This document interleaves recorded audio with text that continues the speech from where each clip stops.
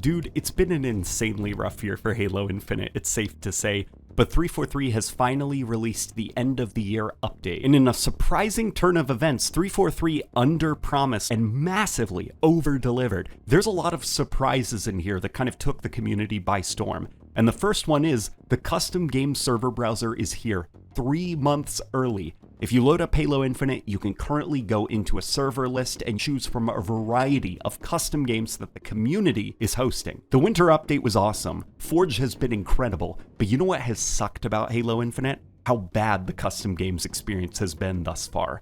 With this, it's gonna be easy peasy to host custom games with you guys. And that's gonna feed into something that I actually wanna cover on a channel update that you can expect maybe tomorrow or so. So yeah, the custom games browser, it's in the game 3 months early, and this is just so perfect. Now let's move over to armor customization. 343 has unlocked all available armor cores. They're now available for all players, regardless of if you played certain events, regardless if you have battle passes or something. You've got them all. And to make things a little bit easier for customizing your Spartan, they've now added a list of generic colors to all the cores universally. You've got blue, brick, brown, cyan, forest gray, orange, sage, violet, and yellow. Some of these colors just flat out were not accessible to certain cores, such as, well, that samurai core, which looks pretty awesome in purple. Still not as good as just flat out having color customization features, but you know what? It's a lot better than what we had before, and it's a solid first step at fixing the problems of the coding system. Also, 343 has added a new map to Halo Infinite's multiplayer.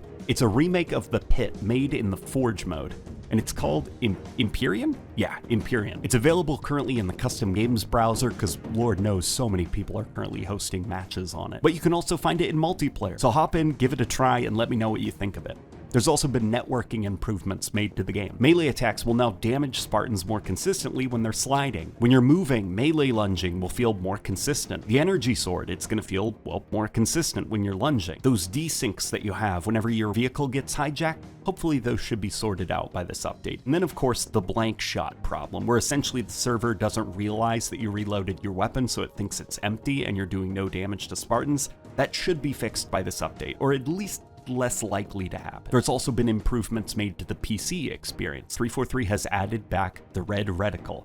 This argument has been going on for a year, and I'm very happy to see that 343 has conceded the argument and red reticle is now back on PC where it should have been at launch. They've also added a high dynamic range toggle, so the HDR function, it's kind of bugged and would incorrectly assume that certain monitors and certain laptops had HDR functionality.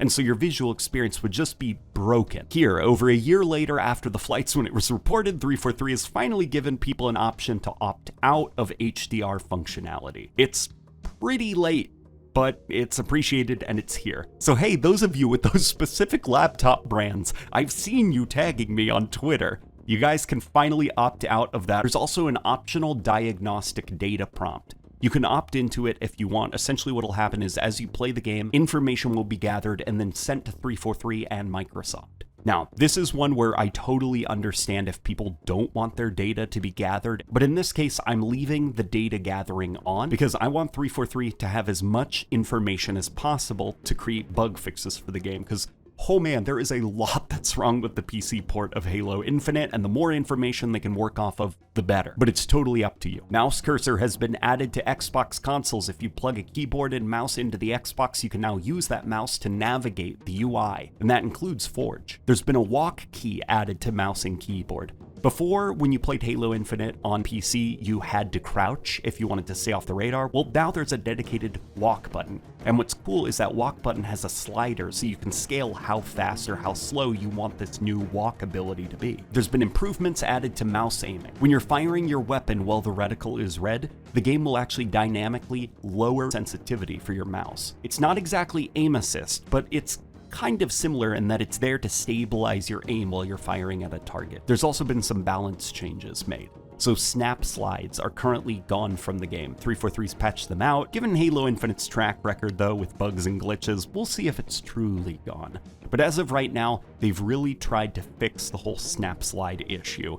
Now, there are people that like Halo Infinite's enhanced mobility, there are others that don't really like the enhanced mobility trick, so it'll be interesting to see how the community reacts to this. I'm mostly sitting back on this. I want to kind of like hear both sides of the argument before I give my 2 cents. With the energy sword, they've really brought this thing in. So before, if you and the energy sword wielder had no shields and you both melee attacked each other, the energy sword wielder would be able to walk away with a sliver of health. Now, you'll actually take that energy sword dude to the grave with you. There's also been a whole host of other bug fixes, glitches patched. This update kind of came out of nowhere. 343 really underplayed this, and it definitely took me by surprise. I feel kind of like I was scrolling through Twitter, looking at the news, and I thought that people were memeing because they were saying, holy crap, there's a lot here to unpack in this new update. So congratulations, guys. 343, you got us. You definitely got us. I got by this update. I can't wait to play it once I get this video up. But guys, let me know how you're enjoying the update down below.